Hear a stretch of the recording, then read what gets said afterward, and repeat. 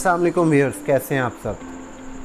आज हमारी जो वीडियो है वो बेसिकली 10th की कंप्यूटर साइंस के chapter number 1 introduction to programming के दो टॉपिक्स के ऊपर है, रिजर्व वर्ड्स और स्ट्रक्चर ऑफ सी प्रोग्राम। ठीक है जी। तो मैं फिर से कहूँगा, वीडियो शुरू करने से पहले अगर अभी तक आप लोगों ने चैनल को सब्सक्राइब नहीं किया तो सब्सक्राइब करें, बेल बटन पे क्लिक करें ताकि नए आने वाली वीडियोज़ आपको मिल सकें, जो कि हम लोग कोशिश तो यही होती है मेरी कि इसके अंदर मैक्सिमम इनपुट पुट की जाए। तो आपके रिव्यूज़ और कमेंट्स और फीडबैक का मुझे इंतज़ार रहेगा। तो शुरू करते हैं वीडियो शुरू करने से पहले सब्सक्राइब कर लें चैनल को। तो रिज़र्व वर्ड, जिसे हम महफूज अल्फाज भी कहते हैं और रिज़र्व वर्ड भी कहते हैं, और सी प्रोग्राम का जो डिज़ाइन है या स्ट्रक्चर है उसको हम आसान तरीके से सीखेंगे। तो रिज़र्व वर्ड को शुरू करते हैं। रिज़र्व वर्ड क्या होते हैं जी?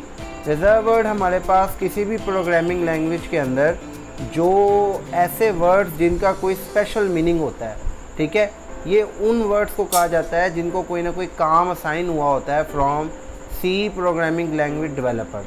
ठीक है, इन वर्ड्स को उस पर्पस के अलावा किसी भी पर्पस के लिए यूज़ नहीं किया जा सकता। तो ये वो वर्ड्स हैं जिनका कोई स्पेशल काम या स्पेशल कोई पर्पस डिज़ाइन किया गया होता है by the programming language developer. ज़्यादा तौर पे जब लैंग्वेज प्रोग्रामिंग बनती है तो ये रिज़र्व वर्ड आपके पहले से ही बनाकर आपके डिज़ाइन करके लैंग्वेज ट्रांसलेटर सॉफ्टवेयर में डलवा दिए जाते हैं, और फिर आप इनको उन स्पेसिफिक पर्पस के अलावा किसी और पर्पस के लिए यूज़ नहीं कर सकते। और अगर आप करेंगे तो ये बेसिकली वायलेशन होगी, एरर, आपको सिंटैक्स एरर मिलेगा। ठीक है जी। तो सी प्रोग्रामिंग लैंग्वेज जो आप अभी इस बुक में कवर कर रहे हैं उसमें टोटल 32 रिजर्व वर्ड्स हैं व्यूअर्स।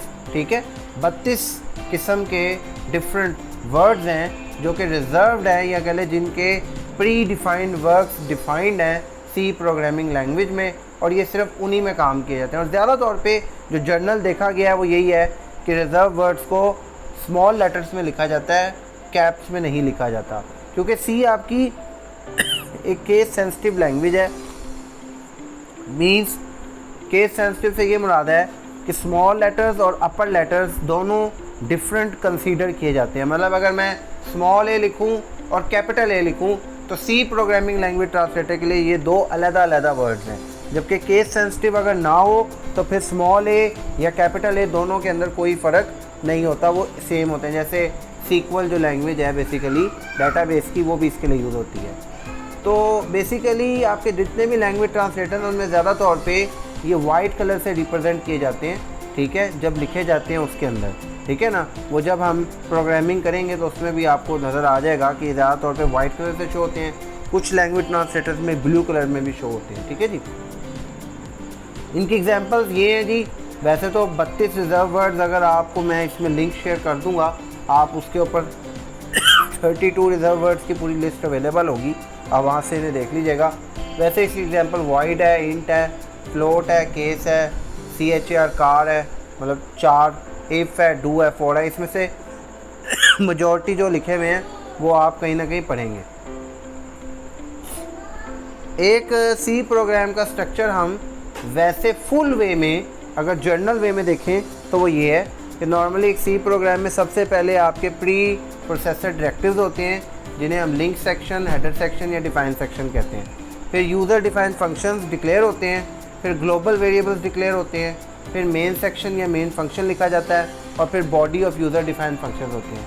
लेकिन आपकी बुक के अंदर जो डिफ़ाइन हुआ हुआ है वो शॉर्ट है, उसमें उसने प्री प्रोसेसर डायरेक्टिव में जस्ट लिंक सेक्शन या हेडर सेक्शन डिफ़ाइन किया है, और उसके बाद वो मेन सेक्शन पे ले आया है, और उसके बाद वो बॉडी ऑफ मेन फंक्शन पे ले आया है। मेन सेक्शन और बॉडी ऑफ मेन फंक्शन ये एक ही कंसीडर होते हैं, इनमें इतना कोई ख़ास फ़र्क नहीं है। तो हम शुरू करते हैं जो आपकी टेक्स्ट बुक में मेंशन हुआ है उसको, लिंक/हेडर सेक्शन। इस पार्ट में सी प्रोग्राम के आपकी ज़्यादा तौर पे वो इंस्ट्रक्शंस लिखी गई होती हैं जो आपकी इंक्लूड कराती हैं या लिंक कराती हैं हेडर फाइल्स को या लाइब्रेरी फाइल्स को आपके प्रोग्राम के साथ। अब ये दोनों चीज़ें क्या हैं?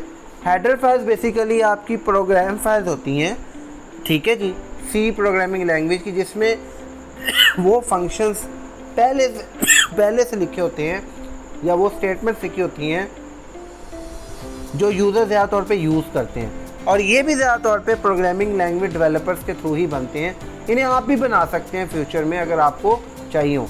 तो हेडर फाइल्स नॉर्मली तमाम प्री डिफाइंड फंक्शंस को अपने अंदर कंटेन कर रही होती है जिनका मोस्टली यूज़ होता है, क्योंकि रिजर्व वर्ड्स आपके पास लिमिटेड होते हैं, तो उनकी कमी जो है फिर जो रह जाती है रिजर्व वर्ड्स के अलावा वो फिर हेडर फाइल्स में कवर की जाती है। ठीक है जी। तो हेडर फाइल्स वो प्रोग्राम फाइल्स हैं आपके सी प्रोग्रामिंग लैंग्वेज की जिनमें डिफरेंट प्री डिफाइंड फंक्शंस लिखे हुए हैं। और हाँ, अगर आप कोई फंक्शन बनाते हैं, ठीक है, एक प्रोग्राम में, और आप चाहते हैं कि ये वाला फंक्शन मैं किसी और प्रोग्राम में जहाँ यूज़ करना चाहूँ कर सकता हूँ, तो उसे बेसिकली आप हेडर फाइल से सेव करेंगे, प्रोग्राम फाइल से सेव नहीं करेंगे। वो जब हम प्रोग्राम बनाना सीखेंगे तो तब वो कवर हो जाएगा। अब जो इस सेक्शन में लाइब्रेरी फाइल्स हैं वो क्या होती हैं, ये भी बेसिकली प्री डिफाइंड फंक्शंस ही होते हैं, लेकिन ये ज़्यादा तौर पे वो फंक्शंस होते हैं प्रोग्रामिंग लैंग्वेज के जो मशीन लैंग्वेज में लिखे गए होते हैं, और ये ज़्यादा तौर पे कम्प्लेक्स फंक्शंस होते हैं। ठीक है, मैं ये भी कह सकता हूँ कि हेडर फाइल्स को हम भी क्रिएट कर सकते हैं, लेकिन लाइब्रेरी फाइल्स ज़्यादा तौर पे प्री डिज़ाइंड होती हैं और ये यूज़र क्रिएट नहीं करता। ठीक है जी, क्योंकि आपने तो ज़्यादा तौर पे प्रोग्रामिंग लैंग्वेज की मदद से प्रोग्राम लिखना है ना, तो उसमें तो आपकी हेडर फाइल्स इन्वॉल्व होती हैं। ठीक है, हेडर फाइल की एक्सटेंशन ज़्यादा तौर पे इसका नाम और आगे .h होती है, जबकि लाइब्रेरी फाइल की एक्सटेंशन .li होती है। किसी भी हेडर या लाइब्रेरी फाइल को अगर आपने इन्वॉल्व करना है अपने प्रोग्राम में, तो आप हैश इंक्लूड कीवर्ड को यूज़ करते हैं। अब इसको ज़रा देख लेते हैं। हैश इंक्लूड जो कीवर्ड है या जो स्टेटमेंट है, ये यूज़ होती है हेडर या लाइब्रेरी फाइल्स को आपके सोर्स प्रोग्राम में डालने के लिए। देखें जी, सीधी सी बात है, अगर एक फंक्शन आपने डिफ़ाइन करना है या यूज़ करना है तो पहले आपको उसे डिफ़ाइन करना पड़ेगा। तो होता ये है कि या तो आपको पूरा प्रोग्राम लिखें, तो वो पॉसिबल नहीं है हर दफ़ा। तो इसलिए हैश इंक्लूड के ज़रिए से जब कंपाइल होता है आपका प्रोग्राम, मतलब जब उसे कन्वर्ट किया जाता है मशीन लैंग्वेज में, तो हैश इंक्लूड जब चलती है तो वो सारा प्रोग्राम उसके ऊपर राइट कर देती है, जो बाद में कंपाइल हो जाता है। इस वजह से जब नीचे आप उस फंक्शन को यूज़ करते हैं तो वो आपके कंपाइलर को पता होता है कि ये फंक्शन ऊपर डिफाइंड है और आपको सिंटैक्स एरर नहीं मिलता। ठीक है जी, इसका सिंटैक्स क्या है हैश इंक्लूड लिखने का? हैश इंक्लूड आगे ये लेस देन का ऑपरेटर, ठीक है, एज इट इज़, और आगे फाइल का नाम, मतलब आपकी हेडर या लाइब्रेरी फाइल का नाम, डॉट, उसके आगे उसकी एक्सटेंशन, अगर हेडर है तो h और अगर लाइब्रेरी है तो LIB, और आगे ग्रेटर देन का साइन। तो ये देखें, जैसे मैंने एक ये हेडर फाइल आपकी इंक्लूड करवाई है stdio.h, ये स्टैंडर्ड इनपुट आउटपुट जो आपकी स्टेटमेंट्स हैं या फंक्शन है उन्हें कंटेन कर रही होती है। ठीक है, तो ये एक हेडर फाइल है। ज़्यादा तौर पे आप अपने प्रोग्राम में stdio और conio CONIO ये इंक्लूड कराया करेंगे। ठीक है जी। अब हम थोड़ा सा देख लेते हैं मेन सेक्शन। ठीक है जी, मेन सेक्शन जो होता है ये आपका वो प्रोग्राम का हिस्सा है जिसमें आपका मेन फंक्शन का स्टार्टिंग हो रही होती है, जो कि बेसिकली एक्चुअली आपका प्रोग्राम है, और ये प्रोग्राम फिर आपका इस लाइन से एग्जीक्यूट होता है और इसके नीचे इसका सारा पार्ट होता है। तो ये वो हिस्सा है जिसमें आपका मेन सेक्शन स्टार्ट होता है। तो इसमें आप पहले मेन हिस्सा लिखते हैं, इसके पीछे इसकी रिटर्न टाइप लिखेंगे और आगे ब्रैकेट में इसके आर्गुमेंट्स लिखेंगे। नॉर्मली इसकी रिटर्न टाइप कुछ नहीं होती और इसके आर्गुमेंट्स भी कुछ नहीं होते। कुछ लैंग्वेज ट्रांसलेटर्स में आप इसकी रिटर्न टाइप इंट कर देते हैं, ठीक है, और कुछ लैंग्वेज ट्रांसलेटर्स में आप इसकी रिटर्न टाइप वॉइड करते हैं। वॉइड एक ऐसा रिजर्व वर्ड है जिसका मतलब है नहीं। तो अगर यहाँ वॉइड लिखूँगा इसका मतलब इसकी कोई रिटर्न टाइप नहीं, क्योंकि मेन फंक्शन आपका मेन प्रोग्राम है, उसकी कोई रिटर्न टाइप ज़्यादा तौर पे नहीं होती। तो इसलिए यहाँ पे भी वॉइड आएगा और ना ही उसे कोई आर्गुमेंट्स चाहिए होते हैं, क्योंकि वो खुद प्रोग्राम है, उसको आर्गुमेंट्स जो चाहिए होंगे वो उसके अंदर होंगे।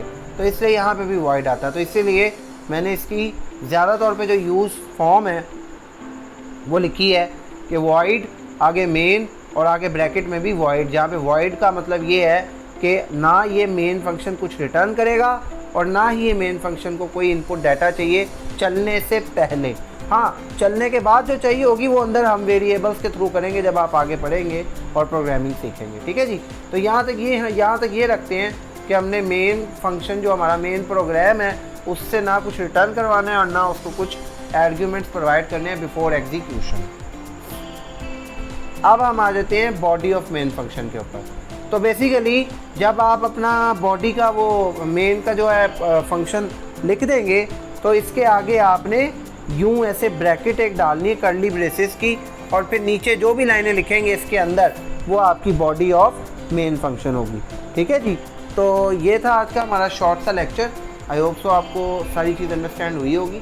ठीक है, चैनल को लाइक करें, सब्सक्राइब करें, ठीक है, शेयर करें अपने फ्रेंड्स को, अपने फैमिली मेम्बर्स को, ताकि वो भी इस वीडियो से मुस्तफ़ीद हो सकें। एंड पे ये कहना चाहूँगा कि अगर आपको कोई चीज़ समझ ना आई हो या कोई फ़ीडबैक हो तो कमेंट बॉक्स में शेयर करें। आपके फ़ीडबैक का इंतज़ार रहेगा। और बकाया नेक्स्ट वीडियो तक के लिए अल्लाह हाफ़िज़।